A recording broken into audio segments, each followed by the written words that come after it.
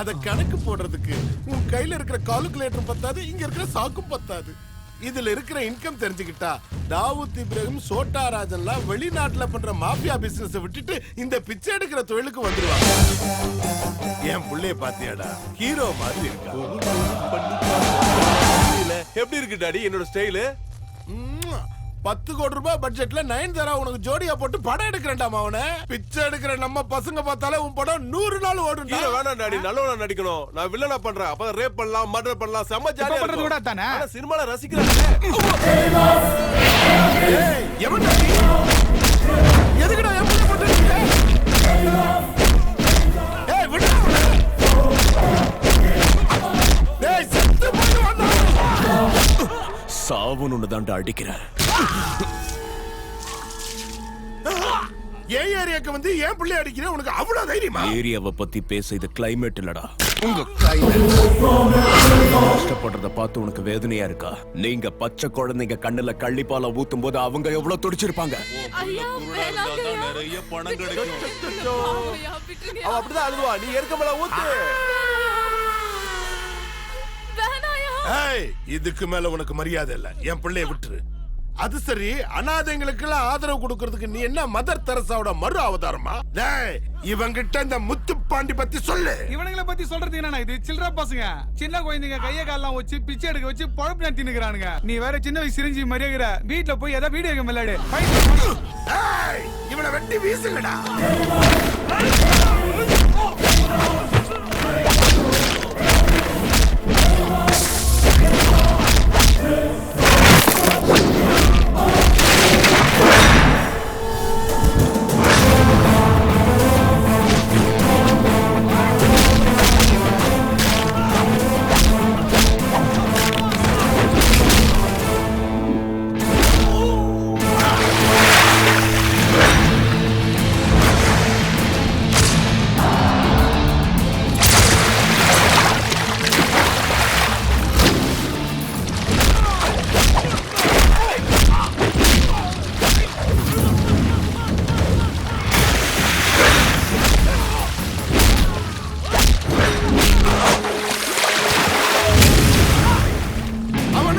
கொல்லுங்கடா.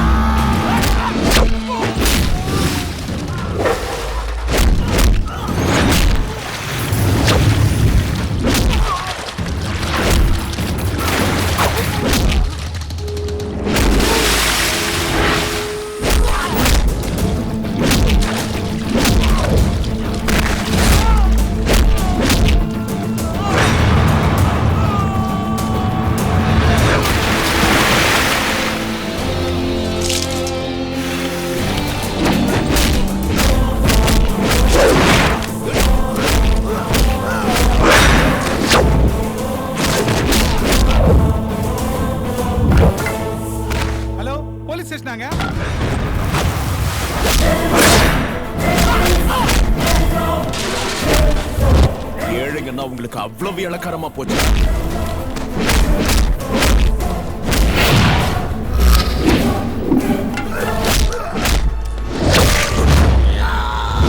அம்மாவோட மடியில ஆசையா விளையாட வேண்டிய பச்சை புள்ளைங்க கண்ணை பிடுங்கினது இந்த கைதான். பள்ளிக்கூடம் போய் படிக்க வேண்டியவங்களை அநியாயமா பிச்சை எடுக்க வச்சது இந்த கைதான். எங்க அண்ணன் உடம்புல பார்ட்ஸ் எல்லாம் ஷேக் ஆயிடுச்சு, எலும்பெல்லாம் பிரேக் ஆயிடுச்சு. வாடா விட்டுனா. உங்க லுக்கோட அர்த்தம் புரியுது சாமி. பாடியில அடிக்க மிச்சம் எதுவும் இல்ல, தலை மட்டும் தான் மிச்சமா இருக்குது.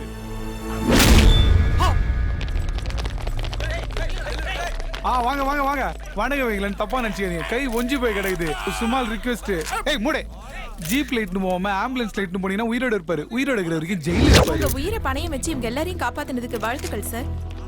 இது நான் செய்ய வேண்டிய வேலை இல்ல, நீங்க செய்ய வேண்டியது. மீடியாவா? எஸ், உண்மைதான். அமைச்சர், மீடியாக்காரங்க தினமும் ஆயிரக்கணக்கான பேர் ரோட்ல போறீங்க. அதே ரோட்ல சின்ன குழந்தைங்க பிச்சை எடுக்கிறத பாத்துட்டு போறீங்களே தவிர அவங்கள பத்தி ஒரு நிமிஷம் கூட யோசிக்கிறது இல்ல. டிஆர்பி ரேட்டிங்காக ஐஸ்வர்யா ராய்க்கு பையன் பிறக்குமா பொண்ணு பிறக்குமான SMS கான்டெஸ்ட் வச்சு மக்கள் பணத்தை பிடுங்குறீங்க. குடும்ப பிரச்சனைன்னு சொல்லி கள்ளக்காதல டிவில காட்டி பரபரப்பாக்கி அதுல பணம் சம்பாதிக்கிறீங்க. ஆனா இந்த மாதிரி விஷயத்தை கண்டுக்கிறது இல்ல. மீடியா பப்ளிக்காக இருக்கணுமே தவிர பப்ளிசிட்டிக்காக இருக்கக்கூடாது. இங்க பாருங்க, என்ன பத்தி பேசுறத விட்டுருங்க. சொசைட்டில நல்லது பண்ண நிறைய பேர் இருக்காங்க. எங்கேயோ ஒருத்தர் ஹார்ட் ஆபரேஷனுக்கு 5 லட்சம் ரூபாய் பணம் தேவைன்னு பேப்பர்ல படிச்சு பணம் அனுப்புற நல்ல இதயங்கள் இருக்கு. அவங்க கிட்ட இவங்களை தெரிய வைங்க. இவங்களை காப்பாத்துங்க. இவங்க முன்னேறதுக்கு வழி செஞ்சு கொடுங்க ப்ளீஸ். நீங்க தானே உண்மையான ஹீரோ. நாம இதுவரைக்கும் லிக்கர் மாஃபியா, ட்ரக்ஸ் மாஃபியா கேள்விப்பட்டிருப்போம். ஆனா அதை விட கொடூரமானது ஹியூமன் மாஃபியா. குழந்தைகள், பெரியவர்கள், ஏழைகளை பிச்சை எடுக்க வைத்து சம்பாதித்துக் கொண்டிருந்த கொடூர கும்பலை தனது உயிரை பணயம் வைத்து காவல்துறையினரிடம் ஒப்படைத்த இளைஞர் செர்ரிக்கு Facebook மற்றும் ட்விட்டர் மூலமாக வாழ்த்துக்கள் குவிந்த வண்ணம் உள்ளன. செம்ம இன்ட்ரெஸ்டிங்கா இருக்கானே. I think I like it. என்னமோ ஏதோ முட்டி முளைக்குது மனதில், வெட்டி எறிந்திடும் நொடியே முட்டு அவிழுது கொடியே. ஏனோ குவியமில்லா ஒரு காட்சி பேழையோ, உருவமில்லா நாளை. அட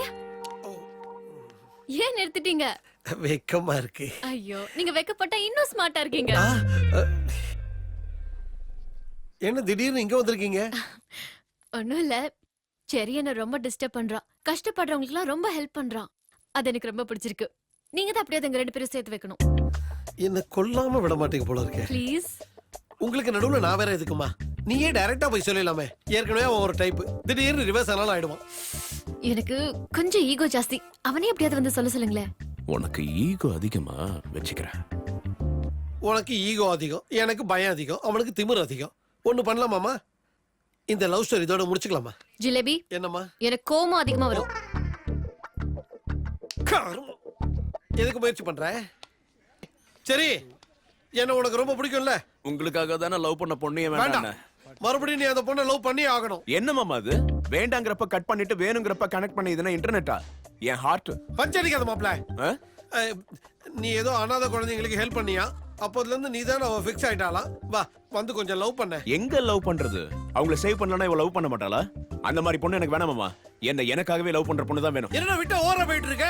நீ என்ன மக்கள் தலைவர் எம்ஜிஆரா இல்ல சூப்பர் ஸ்டார் ரஜினி? ஆமா. இவ கால்ல விட அவள லவ் பண்ற. சரி, எனக்கு கொஞ்சம் ஈகோ அதிகம். போய் அவளே இங்க வர சொல்லுங்க. ஈகோ அதிகமா? நாங்க 2 பேரும் பேசிட்டு இருந்தோம், கேட்டியா? இல்லையே. ஏன்? இல்ல, இதே டேலக்கு தான் அந்த பொண்ணு சொல்லுச்சு. அது ஏதோ சின்ன பொண்ணு தெரியாம சொல்லிருக்கோம். சரி, நீ போய் லவ் பண்ணு. இது பாருங்க, இதுக்கு மேல என்னால இறங்க முடியாது. போய் அவளையே வர சொல்லுங்க. கொலை பண்ணிடுவேங்கறாடா. லூசா விடுங்க. செத்து போயிடுவேன்றாடா. இன்னும் லூசா விடுங்க. சீ.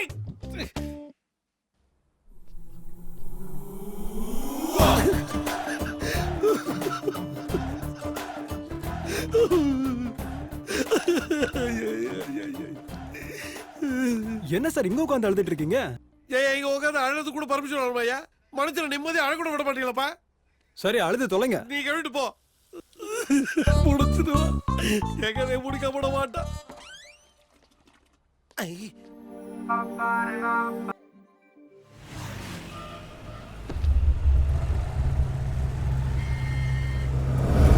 அண்ணா, அவன் நம்ம சின்னம்மாவை பைக்ல தள்ளிட்டு போறானா?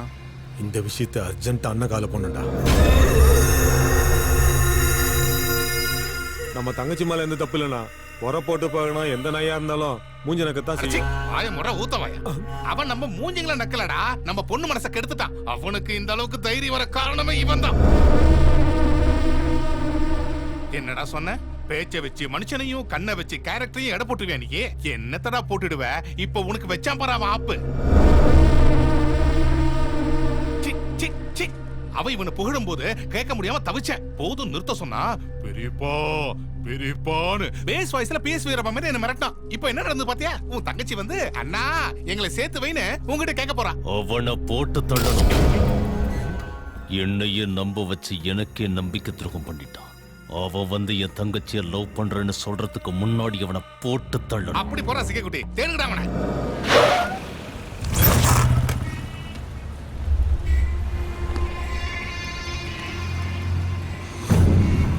அண்ணா தூக்கிடலாமாண்ணா? பாய் மூடு. அண்ணா, அவன் ஹெல்மெட் போட்டு தெரிஞ்சிட்டு இருக்கான். சைதாப்பேட்டை சிக்னல் கிட்ட இருக்கான். நான் என்ன போட்டோம்? ஹெல்மெட் விபத்துல இருந்து காப்பாத்துமே தவிர நம்ம கிட்ட இருந்து காப்பாத்தாதடா. நீங்க அவனை ஃபாலோ பண்ணுங்க, நாங்க அதோ கிளம்பிட்டே இருக்கோம்.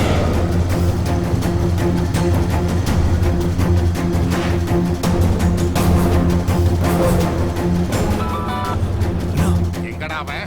அவன் ஜெமினி ஃப்ளைஓவர்ல இருந்து இறங்கி லெஃப்ட்ல போயிட்டு இருக்கான். அவனை ஒரே ஏத்திட்டுமா? வேணாம், அவனை நம்ம பாபு அவன் கையால வெட்டி கொள்ளணும். நீங்க ஃபாலோ பண்ணுங்க. சரிங்க.